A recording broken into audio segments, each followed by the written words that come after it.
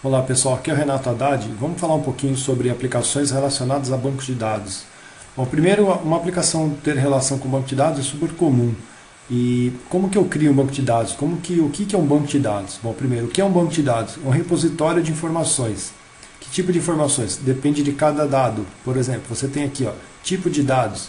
Quando você tem... Bom, eu estou usando o SQL Server, tá? No SQL Server eu peguei o banco de dados Northwind como exemplo. Onde que eu pego esse banco? Você pode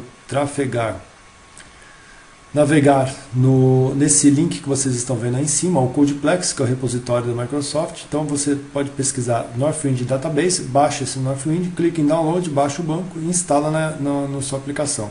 Tá? Aqui em documentação você tem toda a documentação do Northwind.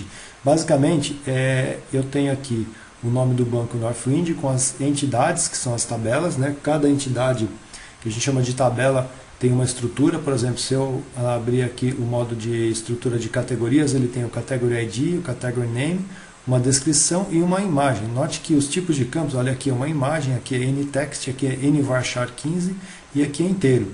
Se eu pegar a tabela de produtos, eu tenho, por exemplo, uma outra estrutura. Então você coloca o nome da coluna, né, que é o nome do campo que você quer chamar, e o tipo de dados dele, sendo que o tipo de dados você tem, por exemplo, NVarchar de 40, então cabem 40 caracteres.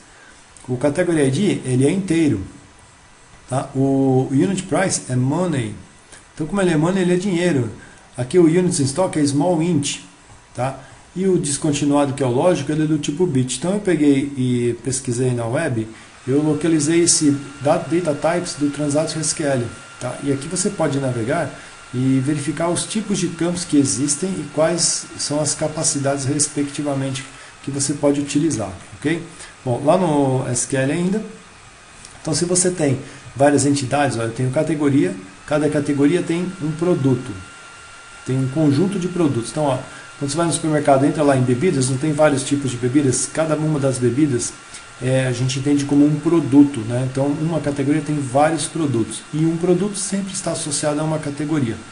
Quando se fala em relacionamento de dados, relacionamento entre entidades, você pode ter um relacionamento como esse, ó. Uma categoria tem vários produtos, então como é que eu relaciono? Na tabela de categorias, esse é o modo normalizado mais usado que existe. Tá? Então eu tenho aqui o Category ID, que é a minha chave primária. A chave primária define que toda e qualquer categoria vai ter sempre uma chave única, um único registro, é igual o nosso CPF e o RG, espero que não existam duplicados. Tá? Mas enfim, aqui eu defini ele como inteiro, então cada entidade, cada categoria tem um ID dele. Vamos dar uma olhadinha aqui, ó. Vou mandar selecionar todas elas e você vai visualizar aqui, olha só, o ID, essa primeira coluna aqui, ó, e o Category Name. Logo, lá na tabela de produtos, se eu tenho o Category ID, né, definido, olha só, tem o produto, o ID do produto, o nome do produto, e aqui eu tenho o Category ID, que é o quem? Esse Category ID que também é do tipo inteiro. Por quê? Porque na tabela de entidades tem que ser do mesmo tipo ou relacionado. Pois bem, uma vez feito isso, eu vou selecionar aqui, vamos pegar os primeiros 1000, olha só, tá vendo? Então, o ID do produto ele é único, chave primária, o nome do produto, e aqui eu tenho o Category ID, porque cada produto tem uma categoria. Então isso chama-se relacionamento de entidades. Então, posso relacionar várias? Pode. Então vamos voltar naquele diagrama aqui, ó, que eu peguei do Northwind Database lá no Codeplex. Ele tem aqui exatamente um diagrama, tá? Que representa o amarelinho é a chave primária, tá? Então você tem a possibilidade de colocar uma entidade. Deixa eu fechar isso aqui, deixa eu pegar aqui. Aqui fica melhor, né? Um PDF que eu acabei de baixar ali. Então, olha só. Produtos, categorias. Então, uma categoria, olha a seta aqui, ó, tem vários, esse símbolo é de vários, né? De infinitos produtos. Tá? Então, se você notar isso daqui, ó, pega a tabela de pedidos, que é a tabela de orders. A tabela de orders, ele tem quem? Ele tem relacionamento com customers, que é a tabela de clientes. Então, um cliente tem vários pedidos. E um pedido vem de um empregado, tá vendo? Um empregado tem vários pedidos. Obviamente tem os detalhes do pedido e tem o que? Os produtos. Então, um produto tem está relacionado a os detalhes do pedido, que por sua vez está relacionado à entidade de pedido em si. Tá?